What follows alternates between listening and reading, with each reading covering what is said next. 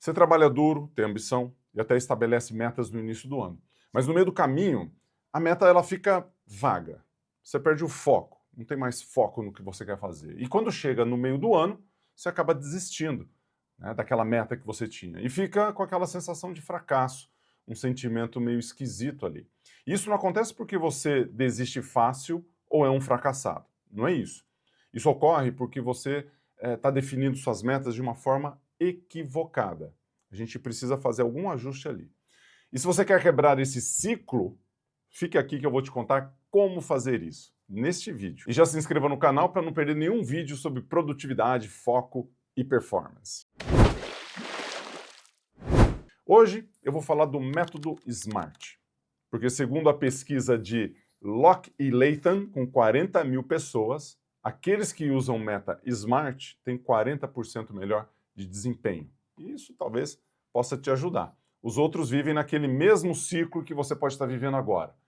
Tenta fazer, não consegue, fica na intenção. Dentro dos meus estudos aqui, estudando a história, né, de gestão de empresas, uma coisa sempre chama atenção, e coisa simples.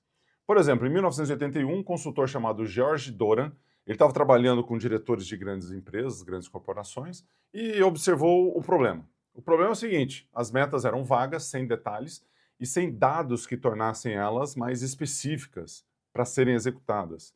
Eram coisas do tipo: eu quero aumentar as vendas, ok?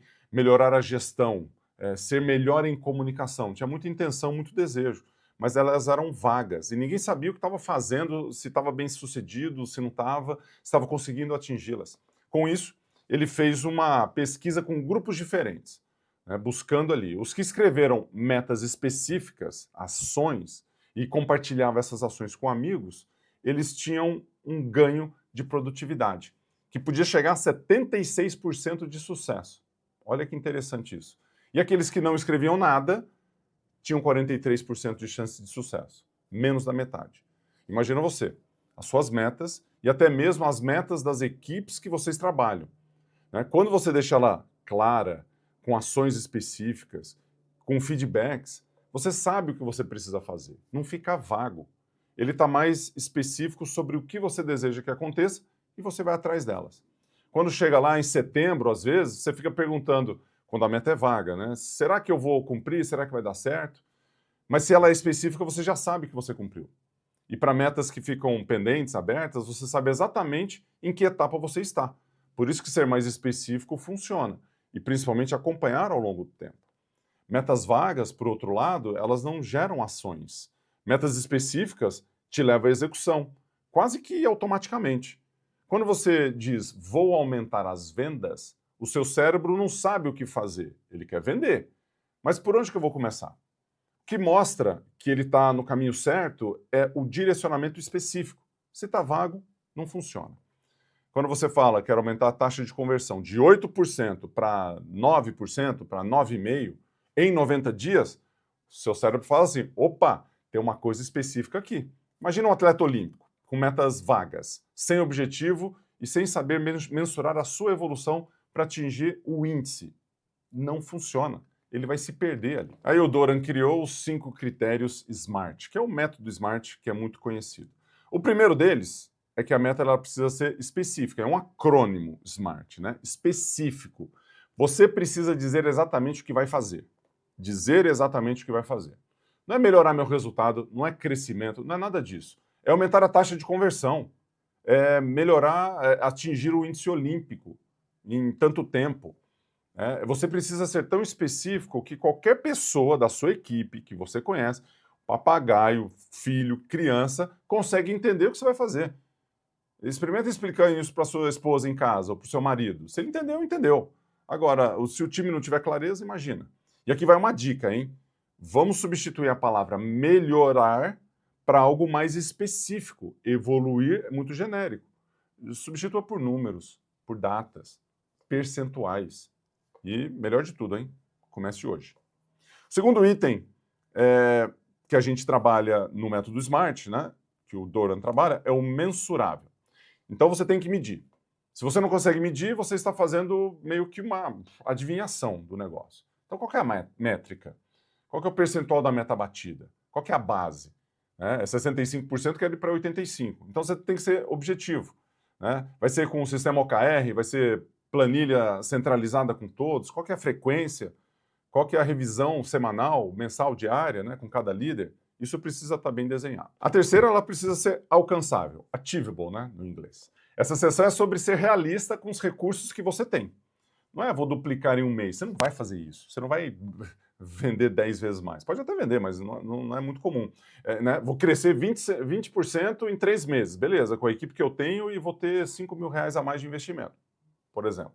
Né? Muita gente ele erra aqui, né, essas pessoas, porque coloca metas ambiciosas demais, sem histórico para dar suporte a isso, e a pergunta que você precisa fazer é o seguinte: tenho feito algo nesse sentido, né, dentro do meu negócio? Eu consigo, com o investimento que eu tenho, eu consigo crescer a partir disso? Não estou falando para você colocar limitações no seu trabalho, né? Mas eu quero que você tenha um olhar para o que realmente é alcançável para o time, que dê para a gente fazer uma construção adequada.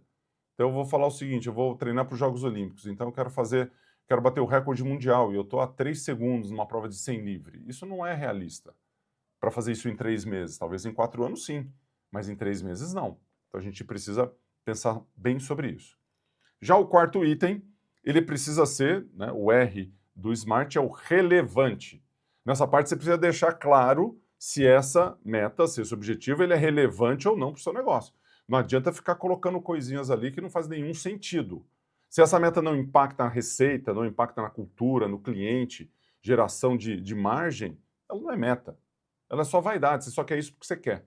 E vaidade não entra na agenda de um líder sério. A gente precisa ter muito objetividade sobre o que a gente deseja construir e para as metas que a gente vai observar.